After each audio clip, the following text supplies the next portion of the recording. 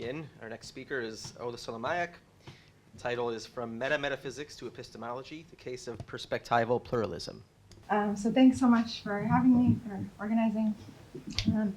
So what I want to talk about today is a view that I call perspectival pluralism, which is a metaphysical view that I've developed particularly in the context of spelling out a kind of realist metaphysics in the temporal, modal, first personal, and potentially other analogous domains.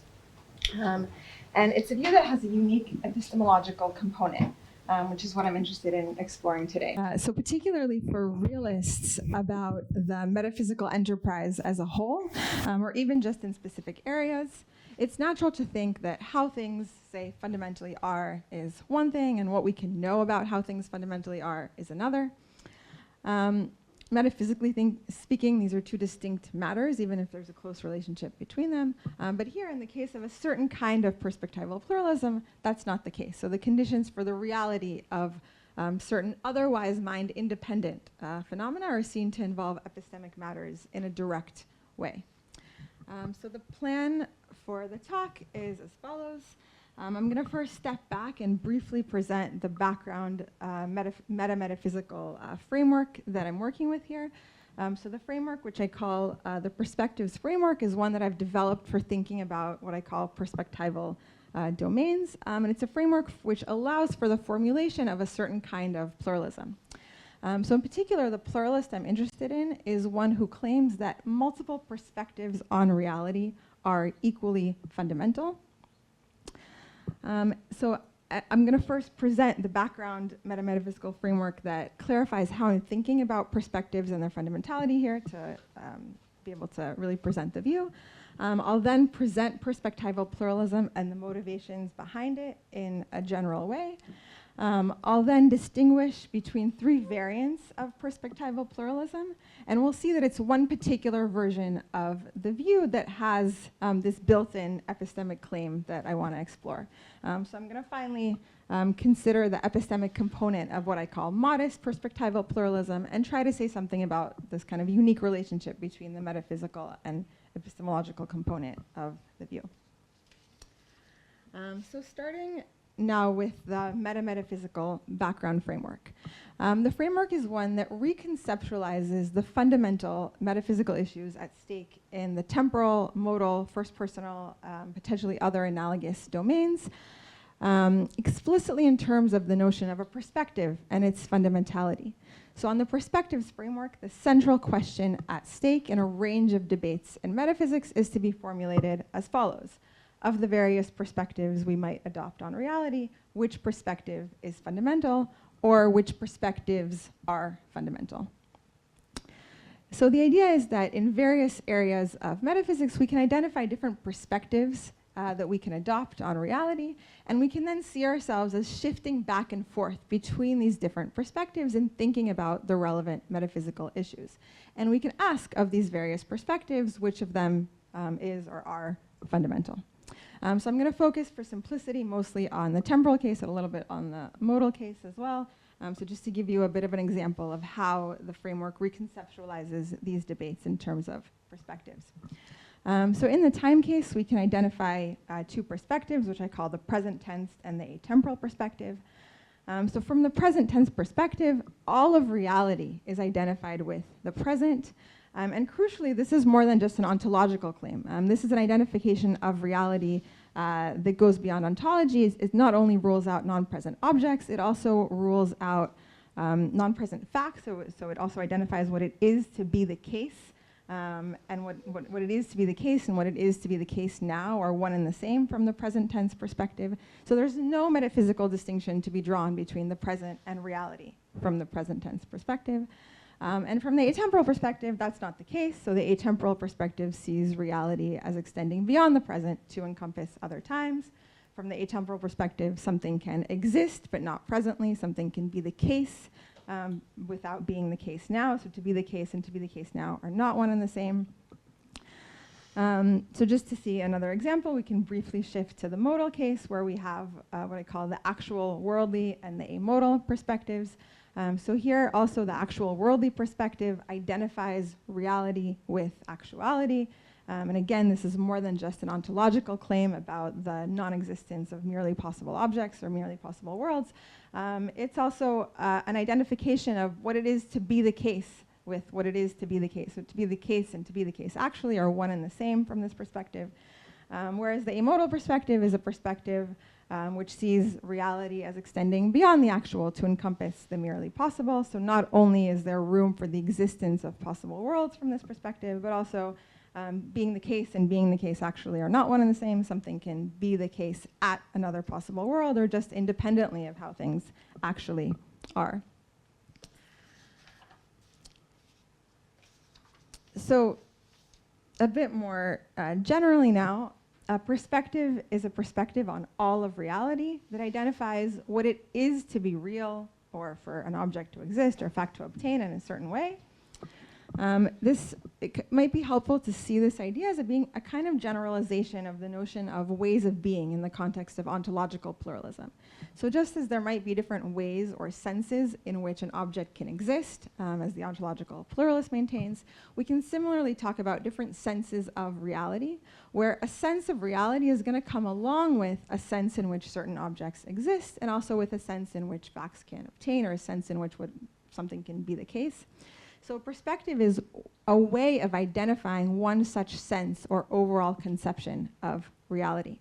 And when we ask which of the various perspectives we can adopt are fundamental, we're asking which sense or conception of reality is fundamental. So when have we identified a fundamental sense of what it is to be real? To be more precise now, I define the notion of a fundamental perspective as follows. M is a fundamental perspective, is defined as M is a perspective such that what it is to be the case from M and what it is to be the case full stop are one and the same. I'm taking as primitive here the notion of being the case full stop. I take it to be equivalent to being the case absolutely. I also often flesh it out in terms of what Ted Sider calls metaphysical saturation, where a claim is metaphysically saturated if there are no missing variables that need to be filled in order for it to have an absolute truth value. So if I say the door is to the left, then I haven't made an absolute claim. This is a claim that is unsaturated. It's missing variables in order to have an absolute truth value. So a metaphysically saturated claim, on the other hand, is one that has an absolute truth value independently of the context or perspective from which it's made. So I'm taking the notion of being the case full stop to be equivalent to this notion of a claim's being metaphysically saturated.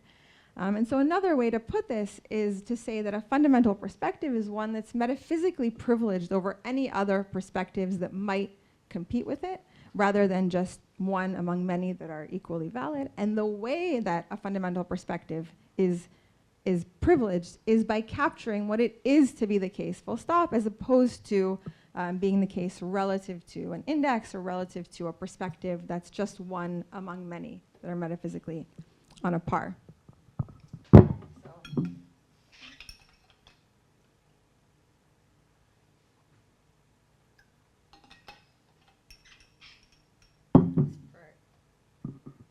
For example, if the actual worldly perspective is fundamental, then to be the case actually and to be the case full stop are one and the same.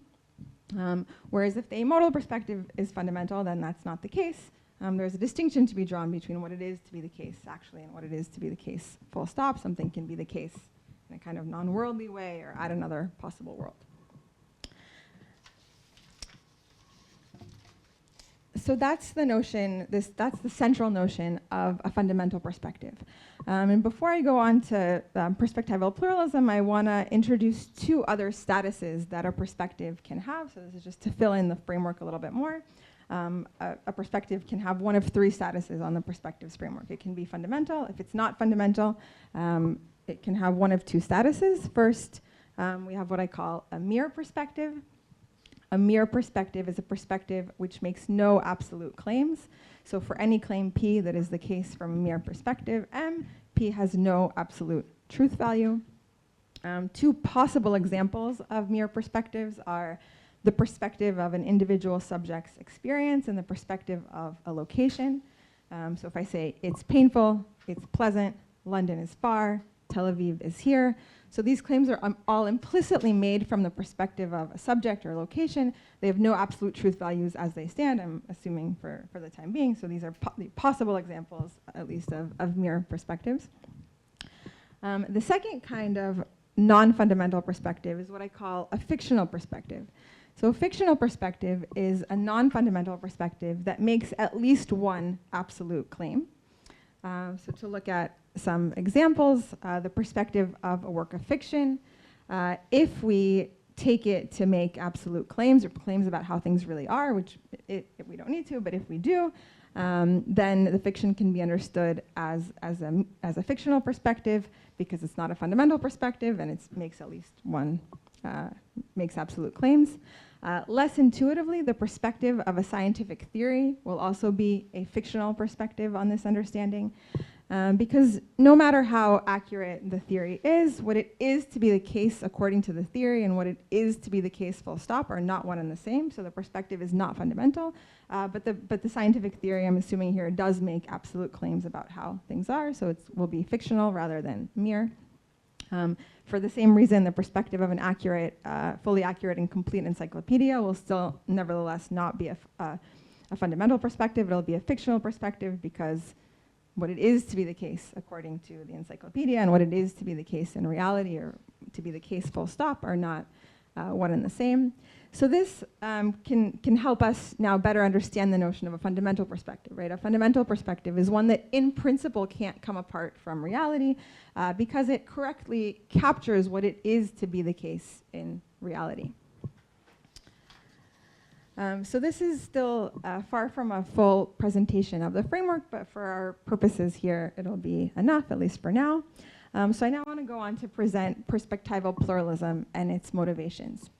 So the perspectival pluralist takes it that of the various perspectives we might adopt on reality, multiple perspectives are equally fundamental. So what does this mean? Well, we can recall that a fundamental perspective corresponds to a fundamental sense of reality, or a fundamental sense in which something can be the case or exist in reality. So the perspectival pluralist maintains that there are multiple equally fundamental senses in which something can be the case, full stop. So for example, if the present tense and the atemporal perspectives are equally fundamental, this means that there is both a present tense and an atemporal sense in which something can be the case, absolutely. Something can be the case in the present tense sense, or it can be the case in the atemporal sense, and these are equally fundamental senses of being the case, full stop, analogously in the modal case. So crucially, this means that being the case absolutely, or being the case full stop, is not univocal, according to the perspectival pluralist. So there are different senses in which something can be absolutely the case.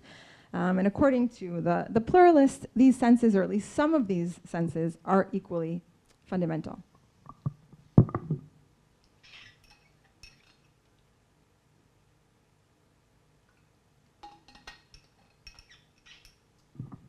So why would one adopt such a position?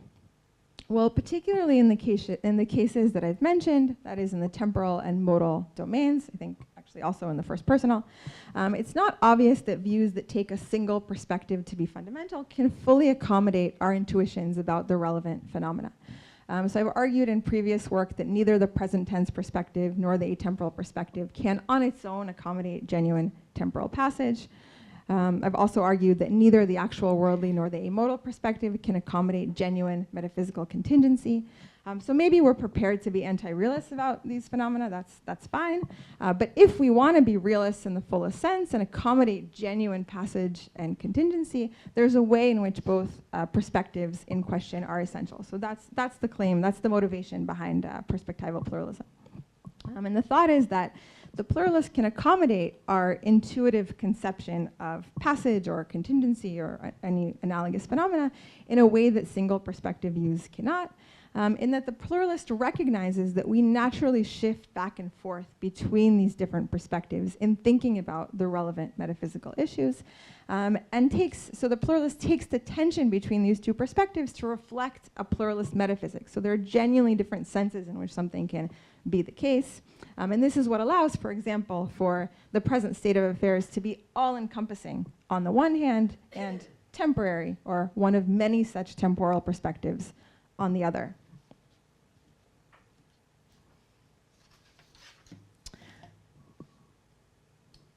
So that we can see the view as taking the present or the actual as being in one sense privileged and all-encompassing, and in another sense on a par with other times or possible worlds, where these two senses of in which things can be the case are ultimately privileged or not privileged, where these are seen to be on a par, equally fundamental.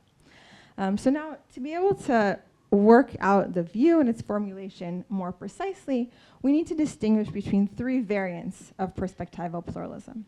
So first, you might think of a kind of anti-realist perspectival pluralism. So the anti-realist perspectival pluralist maintains that of the various perspectives we can adopt on reality, multiple perspectives are equally fundamental, and no perspective is fully fundamental. So the equally fundamental perspectives we can adopt, they're equally but not fully fundamental, and there's just no fully fundamental perspective at all.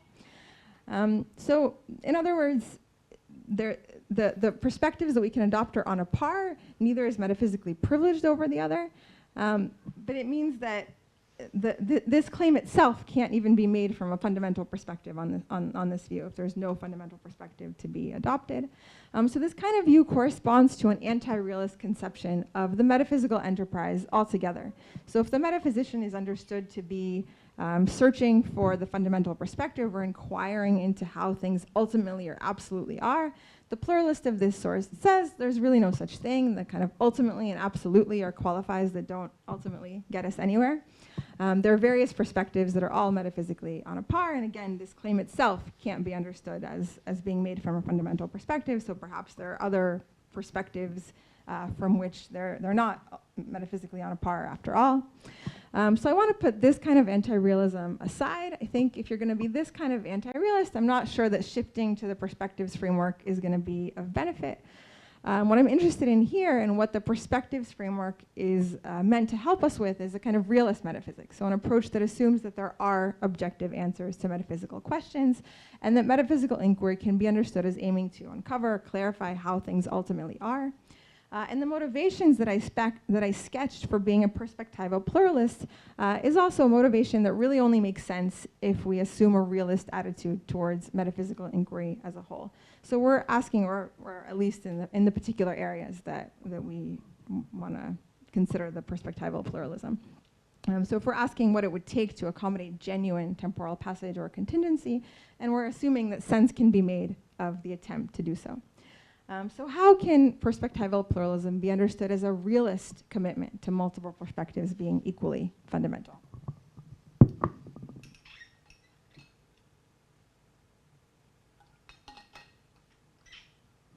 So one way in which this can work is by understanding the perspectival pluralist as being committed to the radical position that multiple perspectives are equally and fully fundamental. This is a position I call radical perspectival pluralism. It's a view I've developed and defended in previous work. It requires really biting the bullet that we can describe how things ultimately are from one fundamental perspective.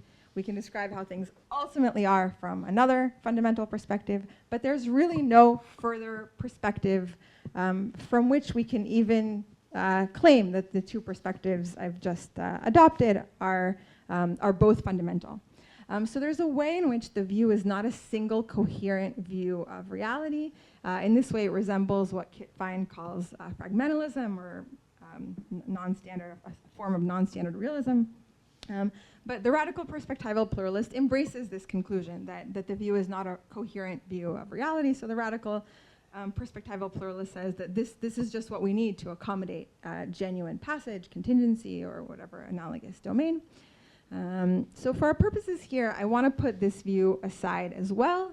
One might think that it can't ultimately be made sense of or really be formulated in a non-problematic way, or maybe it can be made sense of, but for the interesting kind of epistemic component is one that comes up only in this third version of perspectival pluralism, which I call modest perspectival pluralism. So this is the view that I want to focus on now in the limited time that I have left. So the modest perspectival pluralist maintains that of the various perspectives on reality we can adopt, multiple perspectives are equally fundamental.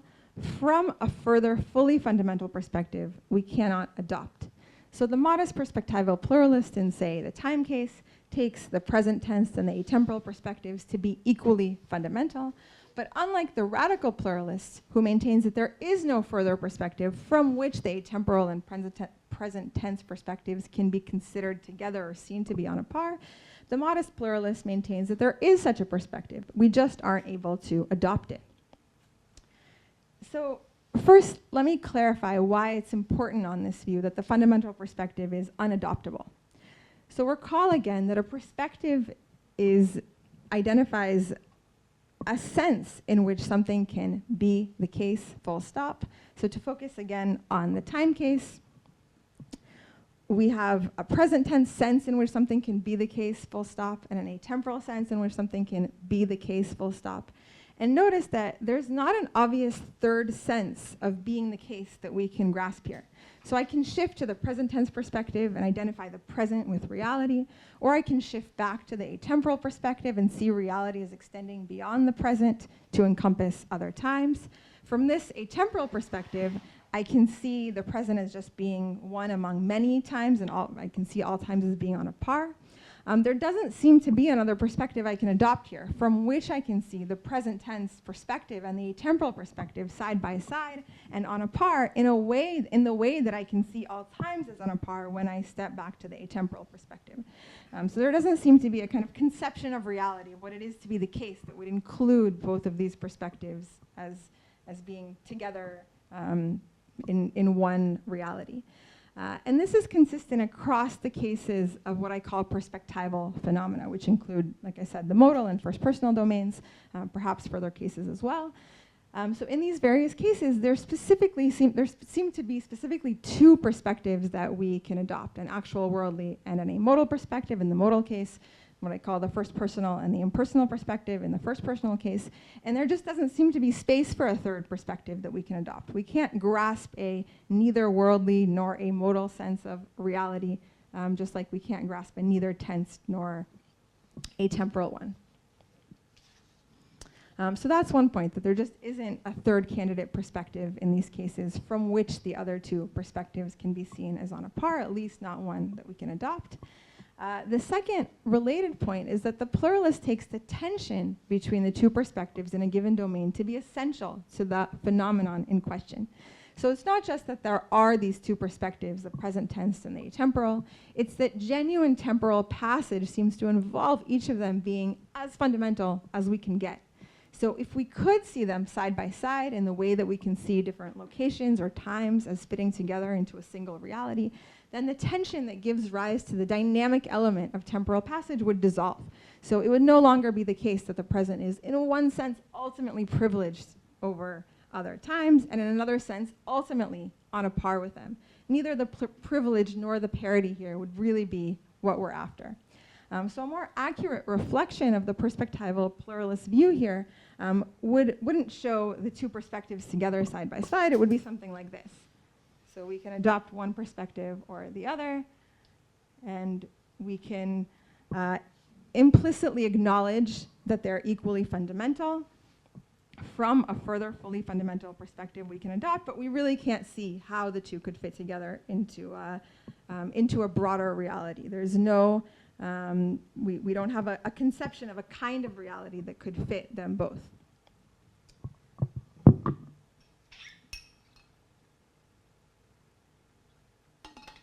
So I'll say something now about what it is to adopt a perspective, since that's a central notion here. So there are two senses of adoption that are weaker than the notion of perspective adoption that I have in mind. So first, to adopt a perspective in the first weak sense is to implicitly take it to be the case that for any claim P is the case from the perspective of M, if and only if P is the case, full stop. So this is a notion of perspective adoption that's sometimes used in the literature on perspectives. But this is really much weaker than what I have in mind. There's a stronger notion of adoption. To adopt in the second sense of perspective is to implicitly take it to be fundamental. So to implicitly take the perspective to be fundamental. That is, implicitly take it to be the case that what it is to be the case from perspective M and what it is to be the case full stop are one and the same. So this notion of adoption is, of course, stronger than the first sense. This one entails the first, but I think this sense is still not quite strong enough to capture what I have in mind when I talk about perspective adoption. So I want to introduce an even stronger sense of adoption. So to adopt a perspective in this strong sense, 3 conditions must be met. So first, one must implicitly take the perspective to be fundamental, that is, adopt it in the second weak sense from the slide before. Second, one must grasp the corresponding sense of reality, or the sense of what it is to be the case from that perspective. And finally, one must implicitly take the perspective to be one's own point of reference, so in the way that we treat the perspective of the location we occupy as here. So when I treat my location as here, there's a way in which you might think there's a way in which I've adopted the perspective of the current location, but I haven't necessarily adopted it in the strong sense if I don't also implicitly take it to be fundamental or grasp the corresponding sense of reality. So that's perspective adoption. So now that we have the view and the central notions that it relies on the table, I want to finally shift focus to the epistemic component of the view.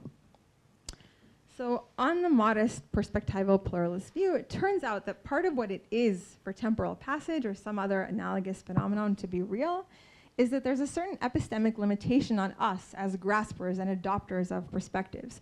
So our inability to adopt the fundamental perspective isn't just a consequence or additional commitment of the view. Rather, it's essential to the reality of the phenomena in question. So the view takes it that the reality of time, contingency, subjectivity, whatever it is, essentially involves the existence of a fundamental perspective we can't adopt, from which the relevant perspectives we can adopt are on a par. So to fully appreciate this claim, it's important to emphasize 2 points. So first, the claim isn't just that the reality of, say, time is ungraspable. This wouldn't be so new. It would entail a kind of relationship between the kind of metaphysical and epistemological elements of a view that's already familiar. The claim is rather that the reality of time in part involves its ungraspability. That is, the unadoptability of the fundamental perspective and the ungraspability of the way in which the perspectives we can adopt in the temporal domain fit together is part of what it is for time to be real on this view. It's part of the definition of realism here. So to see this more clearly, a second point is in order, which is that the modest perspectival pluralist takes the fundamental perspective to be adoptable in principle, not just in fact, given the reality of the relevant phenomenon. This is because, as I mentioned earlier, if we could adopt the fundamental perspective and see the present tense and the atemporal perspectives as on a par and fitting together into a broader reality, there's a way in which the dynamic element of time would dissolve and temporal passage wouldn't be real after all. So it would be like seeing different times fitting together on a timeline, or seeing different places fitting together on a map, or it would be like seeing a report about the presentists and the eternalists differing positions on the metaphysics of time, with the different positions just being there. So things being one way from the presentist perspective, another way from the eternalist perspective, with both views fitting into this kind of unified report. And that, according to the perspectival pluralist, wouldn't really accommodate temporal passage. So temporal passage is accommodated by the absoluteness of the one perspective in one sense, and the absoluteness of the other perspective in another sense. So the present is meant to be really absolutely privileged in one sense, and ultimately on a par with other times in another. So all that said, with an implicit recognition that somehow these two perspectives fit together, but without a conception of the kind of broader reality that they could both fit into. So as I said at the outset, this presents us with a kind of unique case. So unlike other realist metaphysical views, where the metaphysics and the epistemology are, at least metaphysically speaking, separable, here a metaphysical claim about the reality of, say, temporal passage is grounded in part about epistemic claims about our inability to access the fundamental perspective on reality. So our inability to adopt the fundamental perspective and grasp a corresponding sense of reality is a kind of limitation on our knowledge and understanding that's built into the very metaphysics of the view. And note that the view doesn't take temporal passage or other analogous phenomenon to be mind-dependent in any familiar sense. So the phenomena aren't constructed, they're real, they're out there, but what it takes for these phenomena to be real and out there is, on this view, not independent of our limited epistemic stance with respect to how things fundamentally are in the relevant domains. So I think this presents us with a unique case, with a unique way in which the epistemological and the metaphysical commitments of a view might fit together. I admit that it's quite a puzzling way, and perhaps in some ways it's more radical than what I called the radical perspectival pluralism. But this, according to the modest perspectival pluralist, is what the reality of certain phenomena must involve. So I'll stop there. Thanks.